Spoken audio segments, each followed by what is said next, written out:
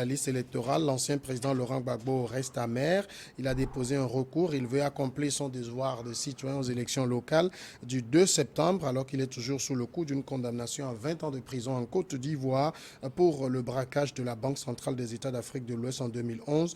Laurent Gbagbo, qui avait été acquitté par la Cour pénale internationale des crimes contre l'humanité, a déclaré jeudi qu'il ne laisserait personne salir son nom. On va écouter l'ancien président de Côte d'Ivoire, Laurent Gbagbo. On n'a pas mis mon nom sur la liste électorale, prétextant que j'ai été condamné après un procès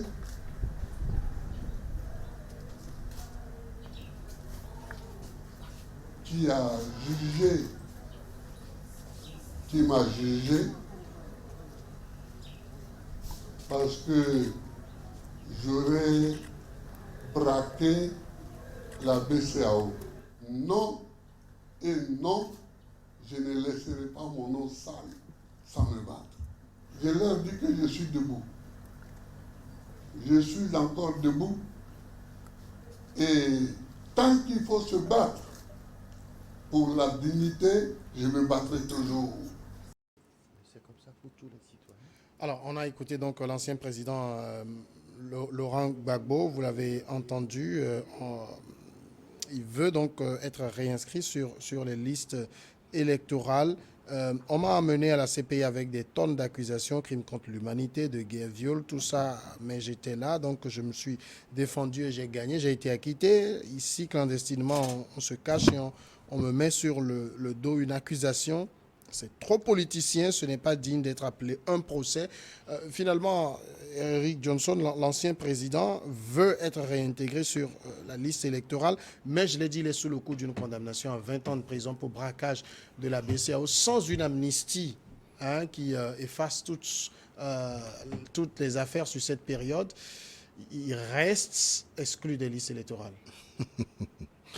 Vous voyez, c'est là où je rejoins encore M. Nkounou, qui dit que nous devons tout faire quand même pour donner une image quand même acceptable de nos pays. Et ce qui se passe aujourd'hui avec Gbagbo, très franchement, je crois que la Côte d'Ivoire ne donne pas cette image-là qu'on voudrait d'elle. Après plusieurs années de léthargie, ce pays-là est en train de renaître. Et là, les politiciens sont en train de nous montrer qu'ils n'ont pas encore fini, de dérouler leur programme politique. Parce que là, Laurent Gbagbo, il a été chef d'État. C'est vrai qu'il y a eu une situation de crise où il a été même amené devant la Cour pénale internationale, comme il a évoqué tout à l'heure. Il a été acquitté. Oui. Il revient au pays. C'est vrai également qu'il y a eu des situations antérieures qui ont été jugées par la justice ivoirienne. Et là, Gbagbo a été condamné à 20 ans de prison. Toutefois, on a permis à Gbagbo de rentrer au pays. Qu'est-ce qui peut aujourd'hui bloquer pour que cette amnistie-là que tout le monde cherche ne peut pas se mettre en vigueur dans ce pays? Qu'est-ce qui bloque?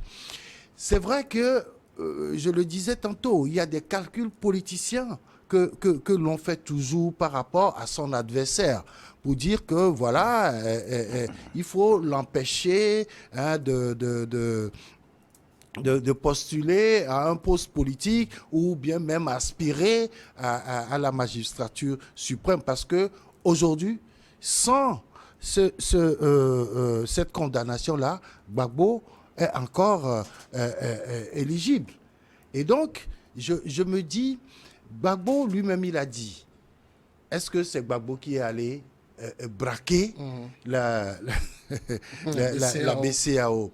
Il dit que pour ce procès, il n'a jamais reçu de notification de la justice ivoirienne. Et donc, ça veut dire que c'est un procès qui a été fait à son insu. Et la condamnation lui a été, peut-être balancée. Il a appris dans les médias. Dans les médias, peut-être aussi. Et donc, je crois qu'il faudrait que l'on se mette quand même au-dessus de tout ça. Aujourd'hui, pourquoi on l'a suivi jusqu'à le radier sur la liste des électeurs? C'est parce qu'il a un poids politique. Et donc, tout simplement, moi je dis, on veut empêcher Gbagbo de continuer à faire la politique. Mais vous savez, chez nous, c'est dommage, mais c'est une réalité. Les politiciens, ils sont politiciens à vie. Ils font la politique. S'ils sont chefs de parti politique, ils deviennent parfois même des gourous de leur parti politique parce qu'ils ne veulent pas lâcher affaire. Maintenant, pour apaiser ce pays-là, franchement, je pense qu'il faut libérer le plancher, donner la possibilité à tous les citoyens, comme Gbagbo, de participer à ces élections. Alors justement, ce que dit l'ancien président, il dit aujourd'hui, ce que nous devons faire, le président Bédié, Ouattara et moi-même, c'est de nous conduire de telle façon à ce que nous laissions aux jeunes générations une Côte d'Ivoire pacifiée. C'est ça qui doit être notre objectif. Notre objectif n'est plus de nous faire des coups entre nous-mêmes. Ce temps est passé. Monsieur Samuel, c'est vrai que j'admire Laurent Gbagbo et dans sa défense au niveau de la Cour pénale internationale où il a été acquitté. Et je l'admire quand il est rentré au pays dans ses interventions où tout à coup il y a une prise de conscience et qui est remarquée de lui. Il y a une humilité, même je me rappelle encore d'une de ses interventions où il donnait l'exemple de son voyage en Chine, aux côtés du président chinois, où il a reconnu que on l'appelle président, on appelle aussi le président chinois président avec les honneurs, mais qu'en toute humilité il reconnaît qu'il ne fait pas le poids aux côtés du président chinois. Je lui reconnais cette humilité-là que j'admire. Je reconnais au président Gbagbo que, et c'est vrai, il a essayé lors de sa présidence de faire ce qu'il faut pour son pays. Mais en même temps, il faut qu'il sache qu'il a dormi sur ses lauriers. Il a dormi sur ses lauriers parce que quand il est rentré en Côte d'Ivoire et qu'il a été bien reçu par le président Ouattara, et entre-temps, c'était lui, le président Ouattara et l'ancien président Bédié, et donc tout ça là, l'ont diverti et ne l'ont pas fait prendre de l'avance pour savoir que non, attention, il y a un élément essentiel, et cet élément essentiel, lorsqu'il se retrouvait à trois, lui, Ouattara et Bédié, d'évoquer et de demander à ce que une amnistie en bonne et due forme soit prise et porter à connaissance de l'opinion. Il a manqué de cela. Aujourd'hui, ça le rattrape. Il n'a pas été vigilant. Bon, et si ce n'était pas le président Joe Biden que je vois avec son âge, malgré son âge, qui voudrait encore être candidat pour une deuxième fois, si je ne vois pas le président tunisien qui également, parfois quand il se tient, je me demande s'il va tomber ou pas, ou encore quel autre exemple, le président Ouattara lui-même, le président Bédié. Oui, bon, voilà, si je ne voyais pas, j'allais dire à mon très cher, bien-aimé Laurent Gbagbo, mais j'allais lui dire, mais en réalité, quelles sont ses réelles intentions? Il a quel chemin, il a quel plan encore avec cet âge où il ne peut pas être capable de préparer. Inscrit sur la liste électorale. Il réclame ici un droit, plein droit pour un citoyen ivoirien. Et vous savez, il n'a pas encore parlé de candidature. Et vous savez, Monsieur Samuel, vous savez très bien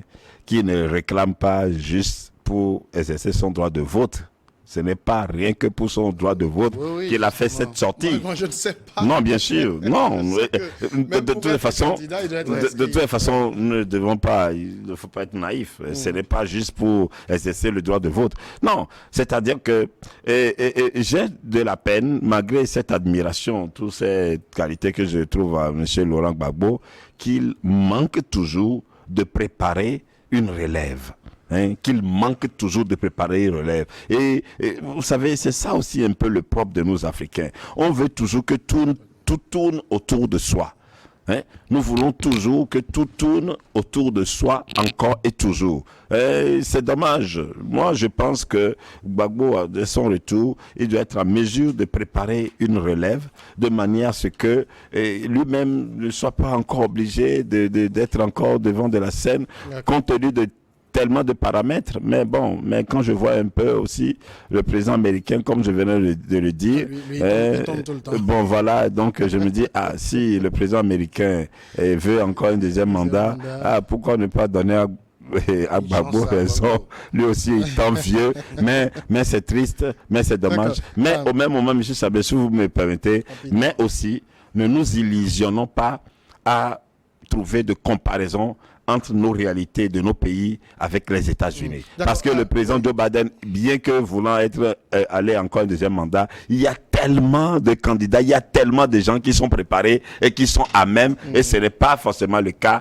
de chez nous en Côte d'Ivoire ou avec le parti de Gbagbo ou ici aujourd'hui décidé de passer la main que d'autres soient. Donc il faut qu'ils s'attellent à cela également, que de tout limiter. Alors, quand ça commence comme ça au niveau de la Côte d'Ivoire, on connaît le passé de ce pays, c'est un passé aussi de crise, on commence par avoir peur pour ce pays.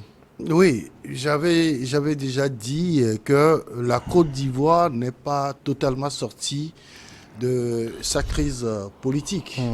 Parce que les mêmes acteurs sont toujours là. Ces acteurs-là n'ont pas désarmé. Ils continuent par se battre pour le pouvoir.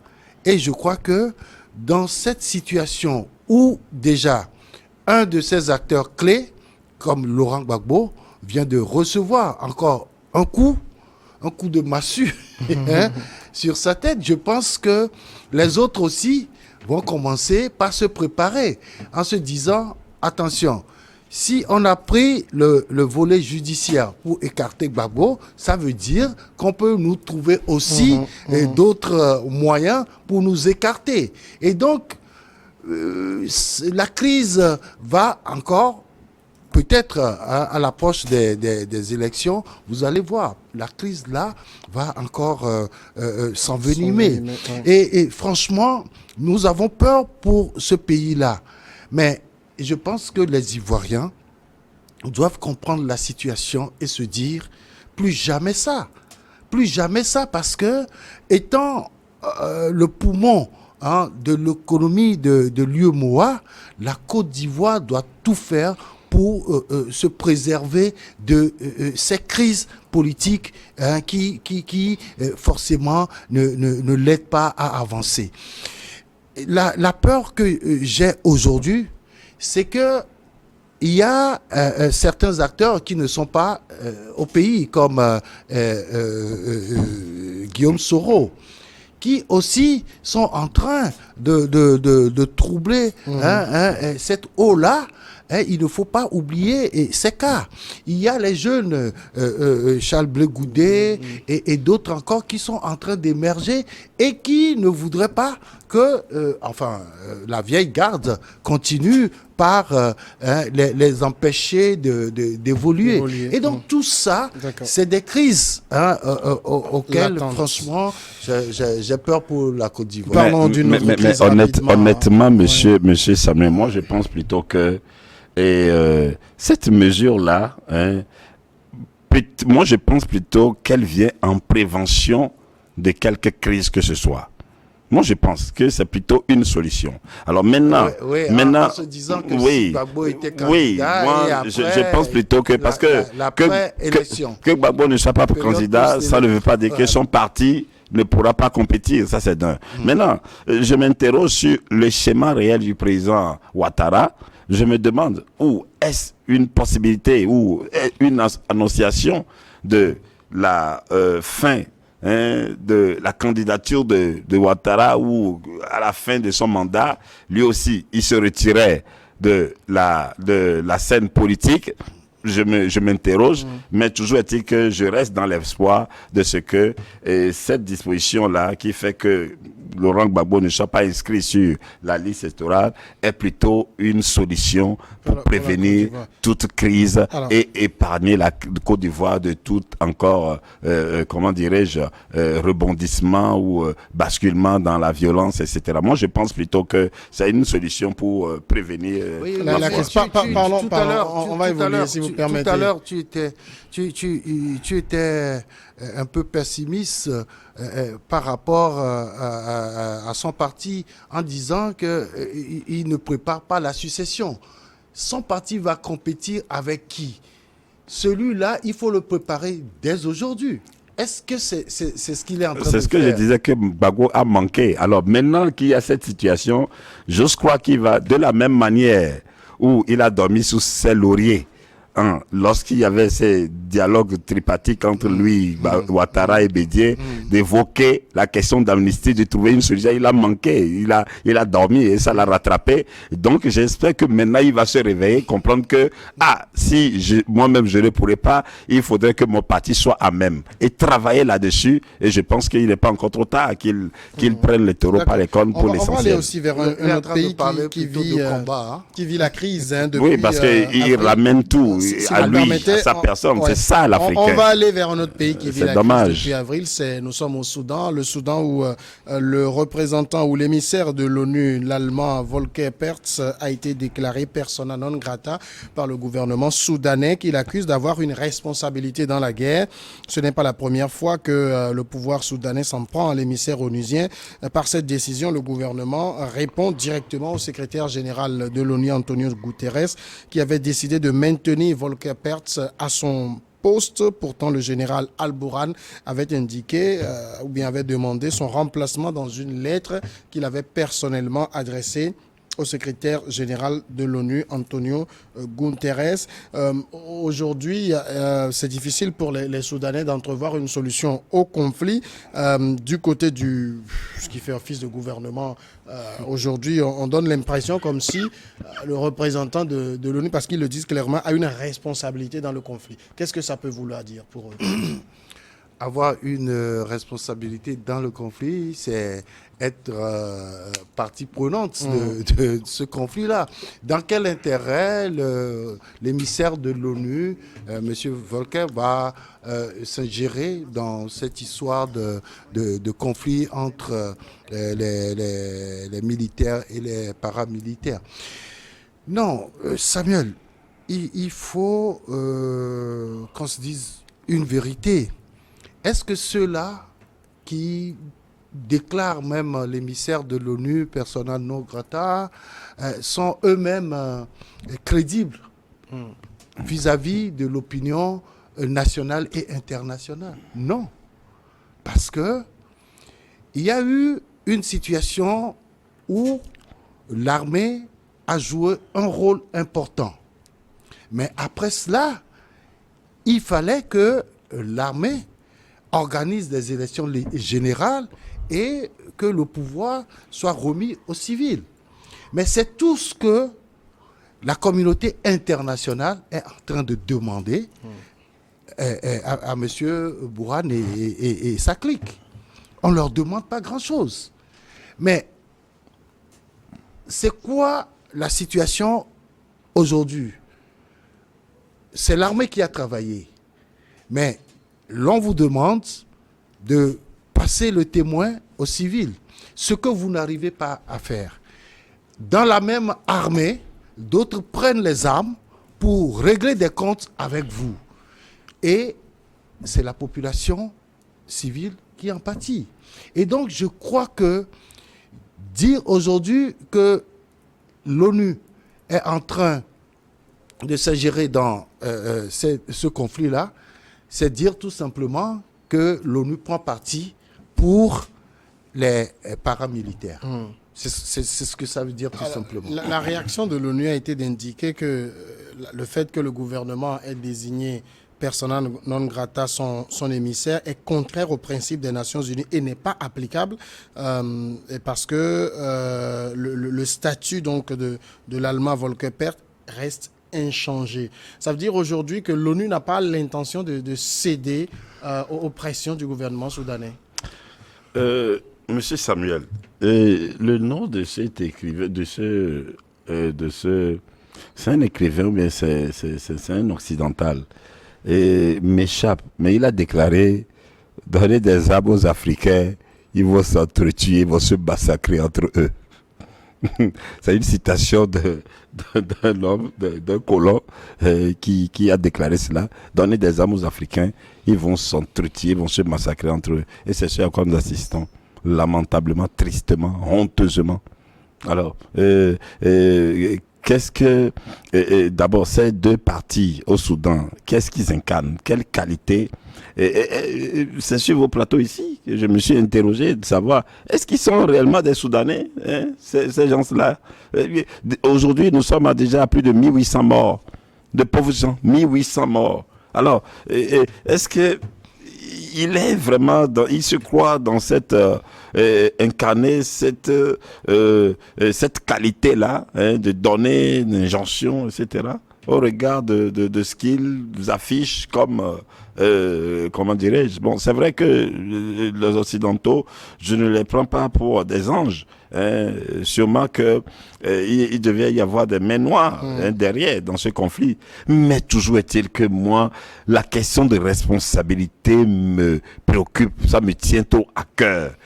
Quelle est nous-mêmes notre responsabilité? Jusqu'à quand allons-nous nous faire vulnérables aux manipulations?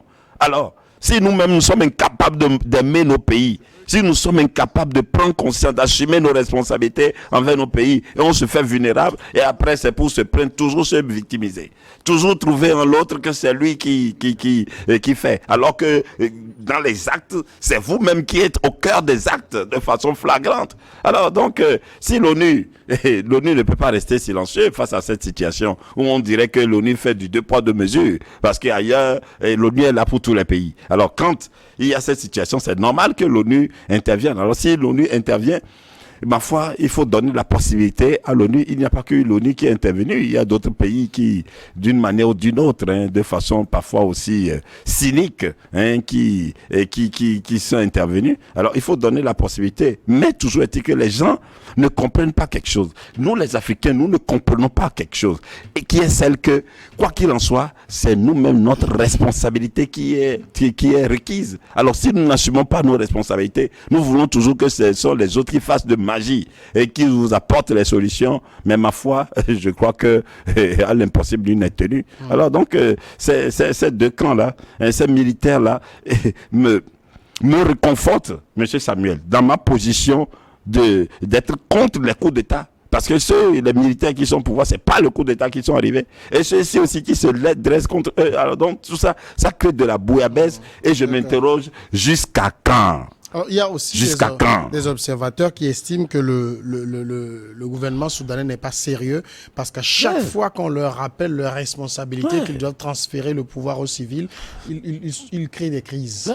Oui, mais c'est tout à fait normal parce que vous-même, vous savez que ce que vous êtes en train de faire n'est pas d'abord légitime et n'est pas profitable à votre pays. Vous érigez en dirigeant alors que le peuple ne vous a pas mis là. Et donc, à chaque fois, il faut trouver des situations de crise pour perpétuer ce pouvoir. C'est de cette manière, moi, je comprends la chose. Il massacre de pauvres gens.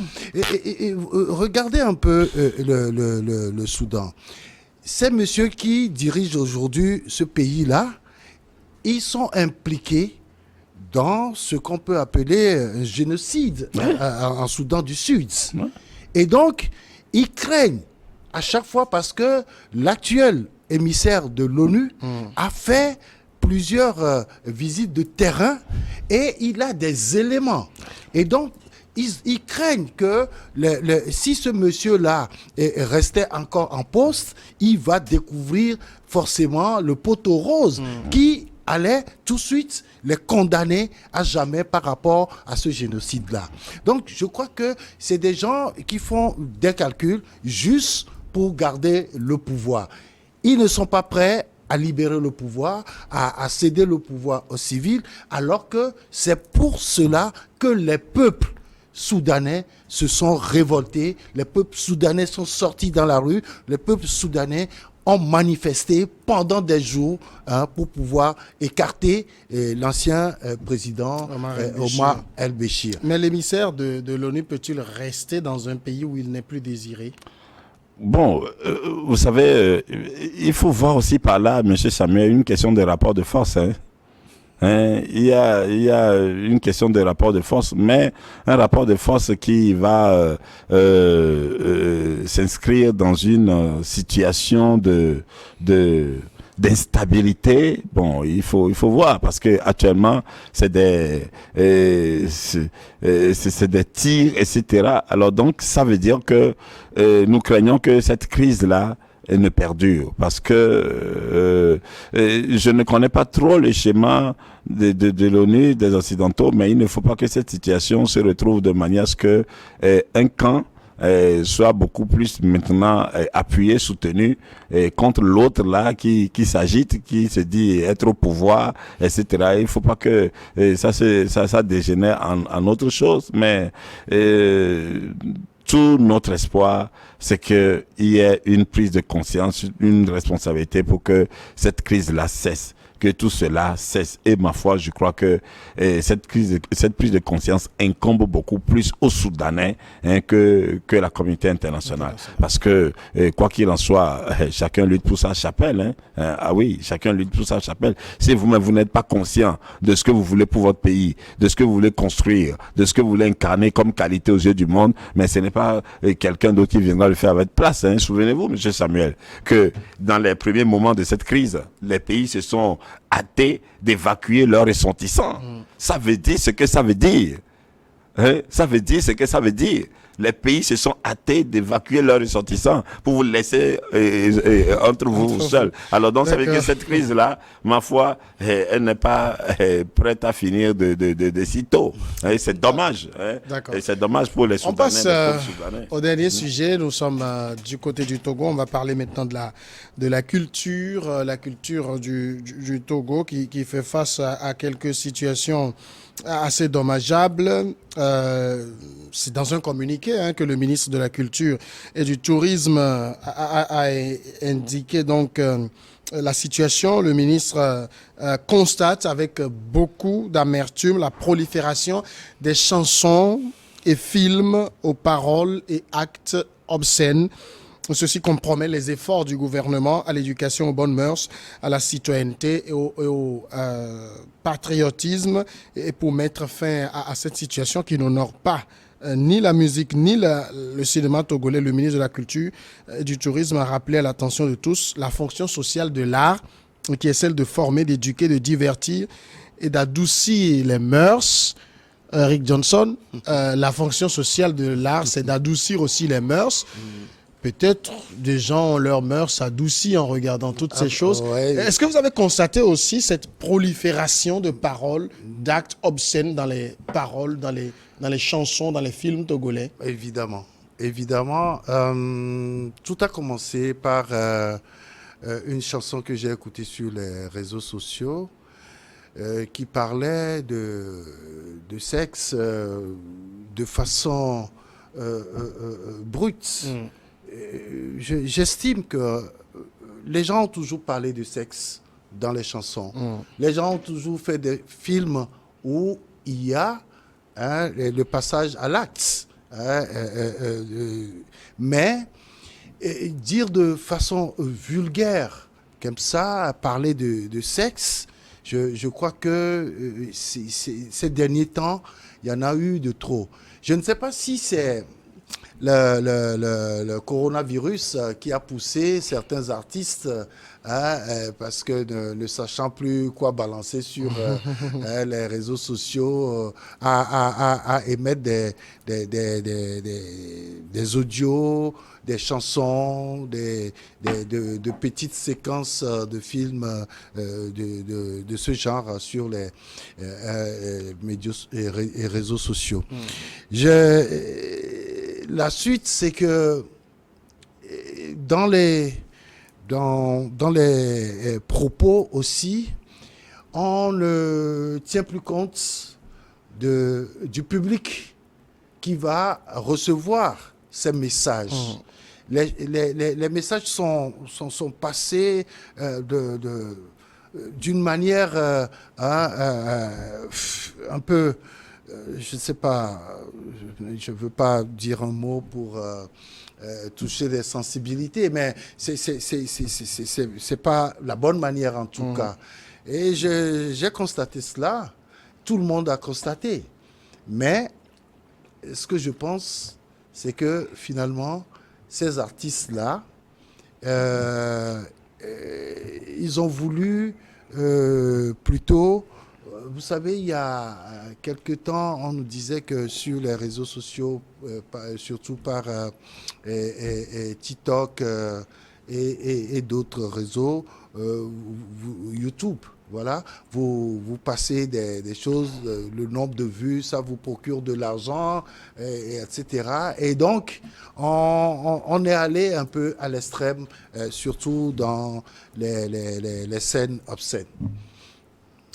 Est-ce que vous avez fait le même constat, vous aussi? Et si oui, comment vous avez analysé cette évolution aujourd'hui? On passe d'un niveau où ces paroles, ces actes étaient réservés, à un niveau où on dit tout et n'importe quoi aujourd'hui.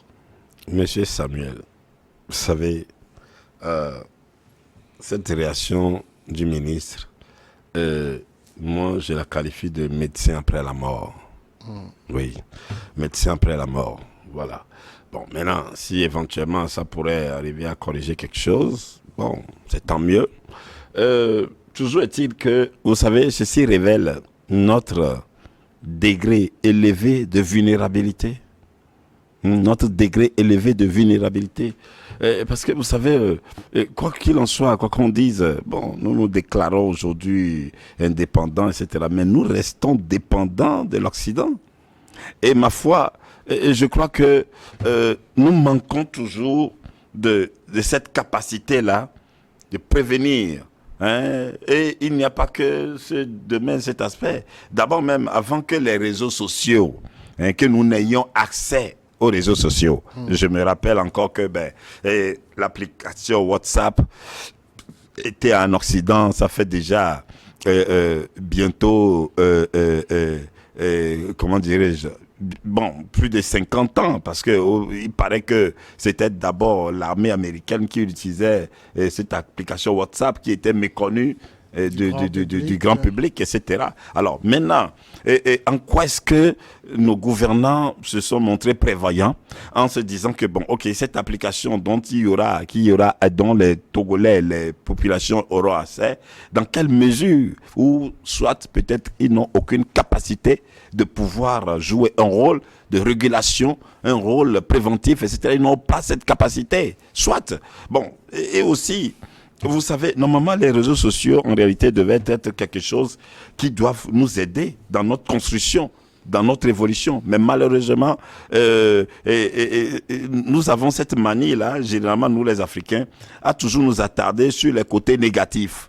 Hein, c'est le côté négatif que nous copions parce que, vous savez, sur les réseaux sociaux, et chez les Occidentaux eux-mêmes, il y a même des images, vous voyez, des gens même qui peuvent sortir nus dans la rue, hein, qui ne portent même pas, des femmes même qui ne portent pas de soutien-gorge et qui circulent. Alors donc, quand les Africains voient tout ça, nous sommes des êtres humains, bon, et nous n'avons pas ce discernement-là de savoir ce qui est bon pour nous, que nous devons copier, et laisser ce qui n'est pas bon. Donc ça veut dire que c'est comme on dit, l'Afrique, nos pays ont toujours été un fourre-tout, encore et toujours. Alors aujourd'hui, qu'est-ce qui étonne?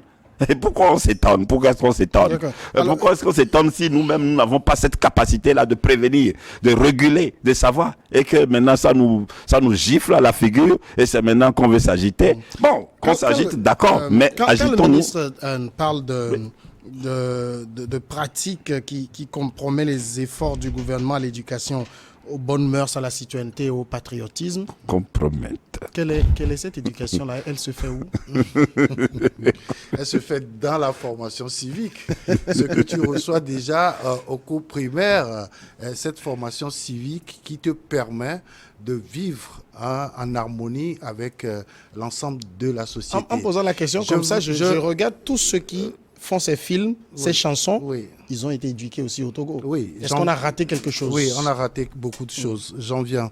Vous savez, nous sommes dans un monde où, si vous voulez, on parle de village planétaire aujourd'hui, mais lorsque vous voulez mettre trop de règles chez vous, l'on vous considère tout de suite comme Dictateur.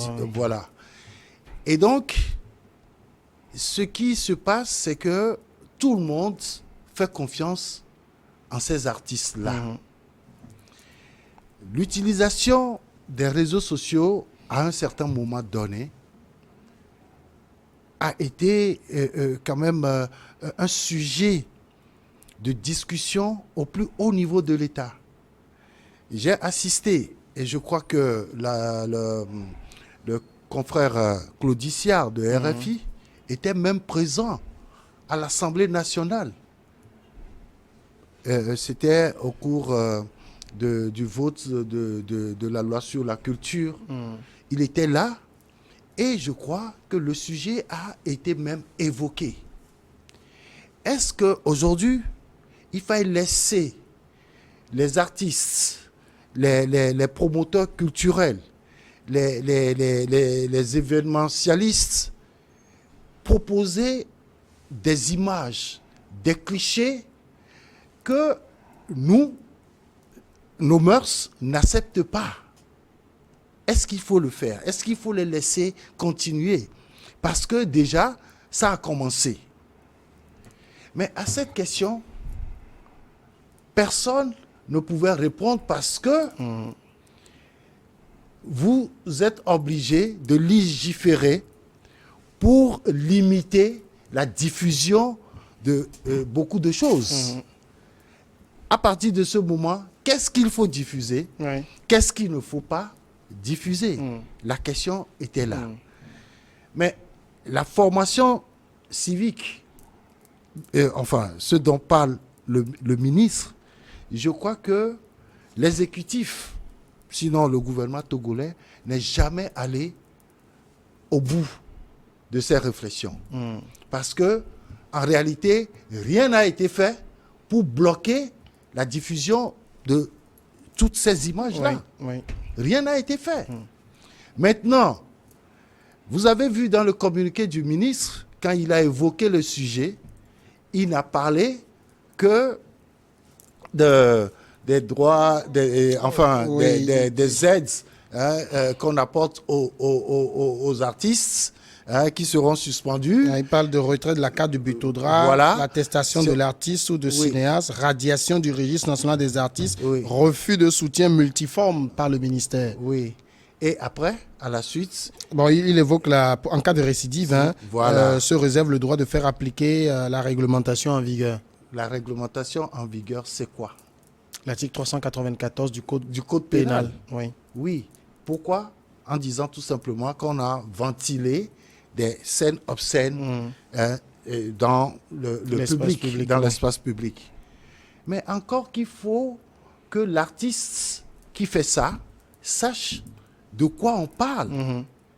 Parce que on a vu, moi, pas plus tard qu'hier soir, j'ai encore vu une publicité pour un espace récréatif où les femmes ont soulevé leur jupe, ont montré les fesses pour en faire une affiche. Est-ce que c'est de ça nous parlons?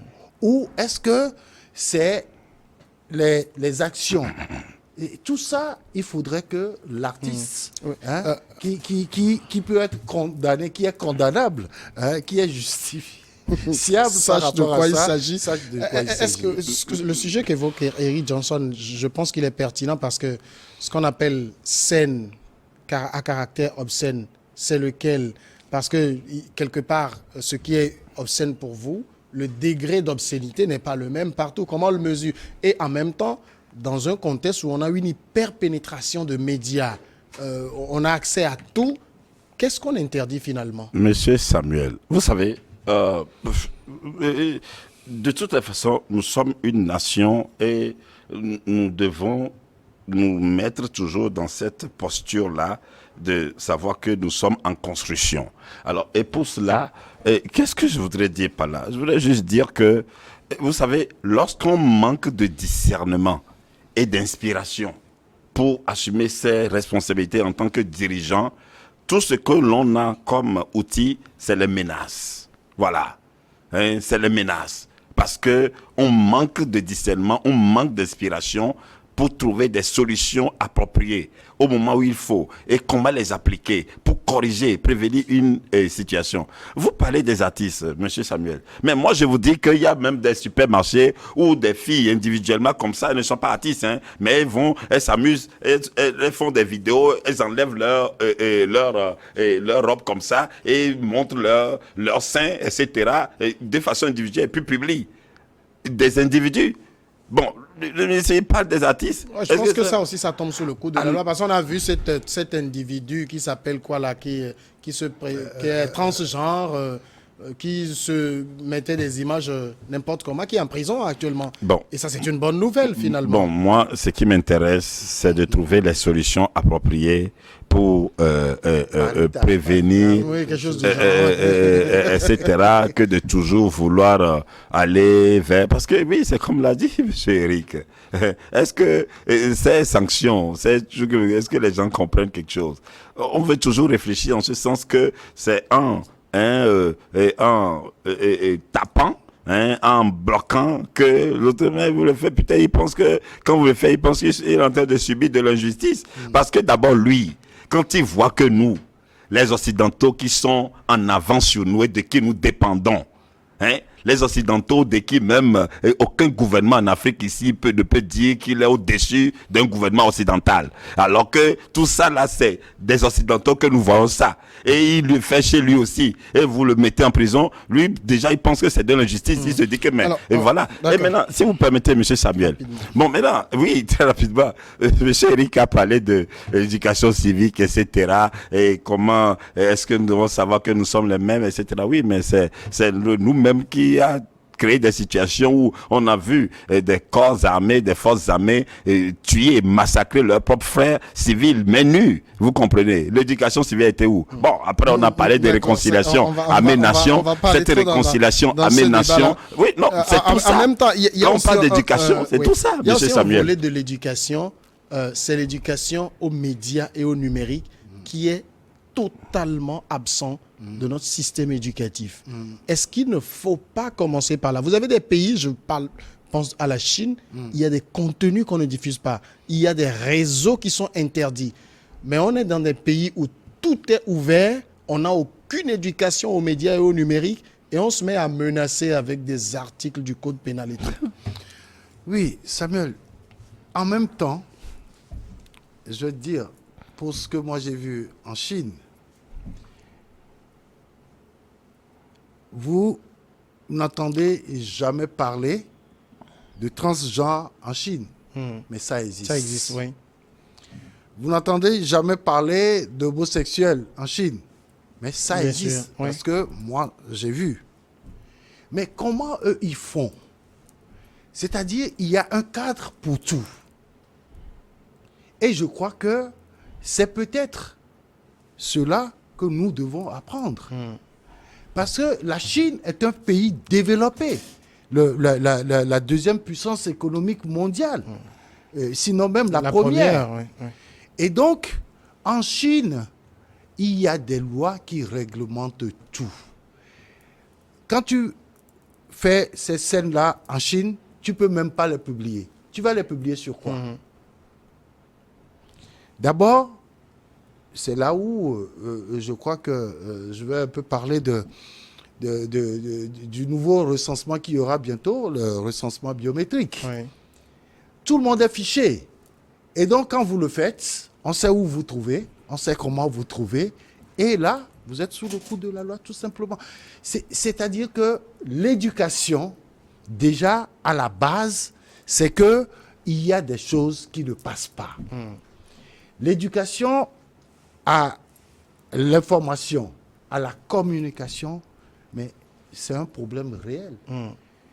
Quand on avait créé un ministère de la communication et de la formation civique, nous tous, nous étions d'accord en ayant à l'esprit que désormais, Quelque chose allait se passer quelque chose allait se passer. alors que c'est qu'une annonce. Oui, très sincèrement, on avait pensé à ça. Et je crois qu'aujourd'hui, nous sommes en train de réfléchir à la chose, nous qui sommes dans ce corps de métier, nous sommes en train de réfléchir et bientôt, nous Inch'Allah, comme disait ferons l'autre. quelque J'ai encore chose. 30 secondes. Oui, monsieur Samuel, vous savez très bien que, vous savez, même les Chinois ont appris des Occidentaux. Oui. Voilà. Mais ils ont su discerner ce qu'il faut retenir et ce qu'il ne faut pas toucher. Et ils ont su adapter. Alors, ce que vous dites, cette éducation en Chine, oui, elle a été pleine. Parce que quoi? Parce que l'académie, les Chinois ont académisé leur langue. Voilà. Il n'y a pas dans l'alphabet en tant que tel. Tout ce qu'on sent comme langue, comme loi, etc., c'est dans leur langue et c'est accessible à tous les Chinois, la langue chinoise. Mais ici, dites-moi combien savent quelle loi a été votée à l'Assemblée nationale et D'accord. dans Merci, je vais rendre l'antenne. Merci. Dites-le moi. Merci. Cet article que vous merci, évoquez, fait le